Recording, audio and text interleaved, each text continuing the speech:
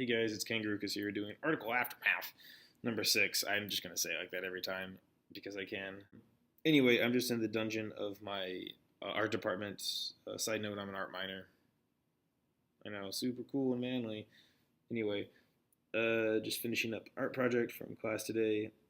I wanted to do, I guess I just wanted to do both right now. That's how much I care about you guys. I'm dedicating time outside of homework to do Article Aftermaths.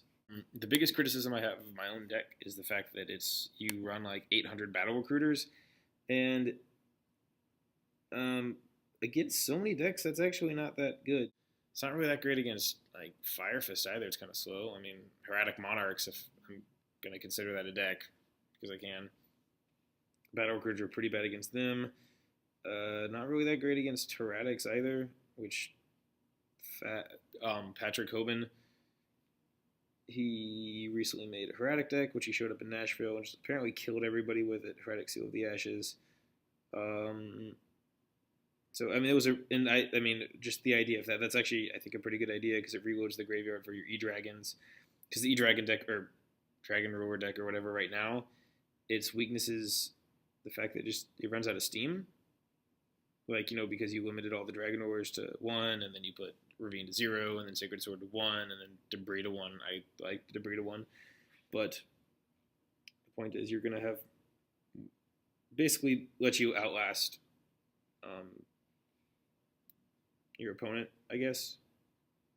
Now you just you don't run out of dragons on like turn 4 or whatever. The Dragon Award. I don't know. I don't like things like Dragon Carnation that much, even though I do like Light of Redemption for Heretic Monarchs. I would actually probably not really play this deck at a tournament. I played it at locals one day.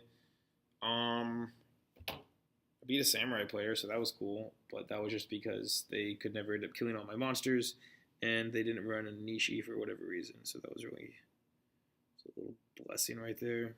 I'm converting a Judge Man into a Wobbuffet, if you must know what I'm doing right now. I lied. I wasn't actually doing homework. If you wanted to run Zombie Gustos, you should kind of try to speed up the deck and not put as many battle recruiters in there. The coolest part is the Windar and Gusto Griffin and Zombie Master dual effect. Let's say if you have Plague Spreader in the graveyard, Griffin in hand, and Zombie Master. Well, that's actually the combo. You discard Griffin for Zombie Master to special summon Plague Spreader, and then special summon Windar, and that's instant rank 6 if you want it, or you can, you have to sync with Zombie Master and Plague Spreader. I mean, unfortunately, Battle Recruiters are not the best right now. They're not, I don't know how redundant I was at this, but against, most decks, Battle Recruiters are actually kind of bad. They're terrible against Fire Fist, great against, Mermail. Certainly not very good against Spellburks. Who just texted me, are you in a dungeon? Because I am in a dungeon right now. Anyway, that was weird. I haven't texted you in 3 days. Why are you texting me like a dungeon?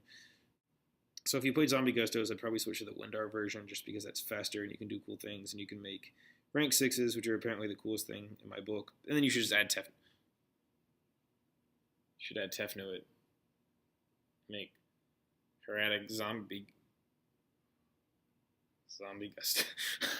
Okay, I need to stop putting Heretic Monarchs in everything. Gee, it's like the new plant engine for me. So I actually got positive responses on this. Try to reply to every comment on there just because I can. These actually weren't Family Guy references. That's the only thing I'll say about the comments.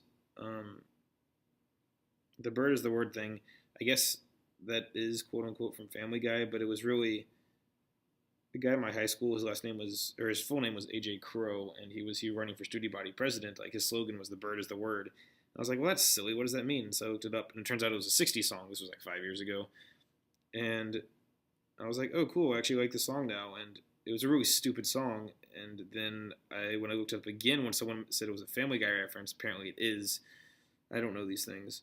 The next thing I want to talk about was Perikia, Lineage of Gusto. That is a phenomenal card, which when it's summoned, normal, not as long as it's not flip summoned, special or normal summoned, you get to bring back a Gusto from your graveyard. Its effects are negated, and then you can only summon wind monsters for the rest of the turn. That's okay, because all the Gusto synchros are wind. It's not really a surprise. You may have to run one of the level 2 tuner, which sucks. I don't remember what it is. I just remember hate it and everything it stands for. But that's a. If you bring back a battle recruiter, it will survive. I will get its effect because it's a graveyard effect, not negated on the field. And this card is going to be amazing because you can E-Telly into an instant Gusto Fusion Synchro if you have a level 2 in graveyard. If you start banishing stuff with Tempest, which you can actually do some really cool stuff with Tempest and Gustos. You can bring out Levy. You could bring back Eggle. Yeah, Eggle's the level 3 one. You bring back Eggle with Goldo's the level 3 one. You bring back Goldo with Prikia and go into a Levier since it's wind, and then bring back like a Calm, maybe if you banished it from your graveyard with Tempest, and then so basically a 1-card combo with a Tempest in graveyard means you have a Calm and a Tempest and a Levier, and man, this deck is cool now that I think about it, and all this good stuff. Wow, I really like this. Yeah, and then you draw a card, so really a 1-card combo is kind of ends up being a +3. Granted, you have to have a Comet in the graveyard and a Tempest in the graveyard, but that's, again, the biggest thing I can take away from Zombie Gustos is Gustos and then Perikia is coming out, so I'm really excited for that. That's really all I can say.